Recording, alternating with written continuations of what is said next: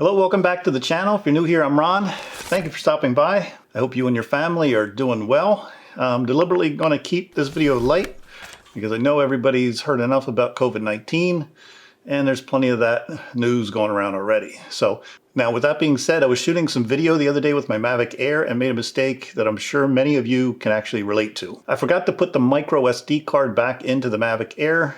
I got a lot of gear right now, and most of my camera equipment has its own unique micro SD card, but sometimes I share cards between my different hardware. Now, it's been a while since I made this mistake, so I wanted to remind everybody, including myself, that if you forget to put the micro SD card in your Mavic Air, you're gonna get a pop-up on the DJI Go 4 app that reads like this. SD card storage unavailable. Do you wish to switch to internal storage? Confirm or cancel. Now actually it reads internal storage, which I'm pretty sure is a mistake that DJI didn't actually catch in the final revision of this firmware release or software release. Let me know in the comments below if anyone else actually caught that mistake before I brought it up here in this video.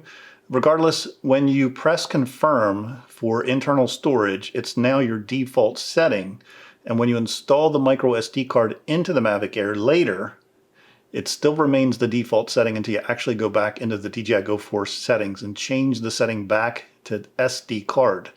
That's the mistake I made. I forgot to go back into my settings and correct this for the next flight a few days later when I finally installed the micro SD card into the Mavic. Now, you can do this by going into your camera settings and selecting the gear icon at the top here, and then scrolling down to storage location and just making sure you change the setting from internal storage back to SD card.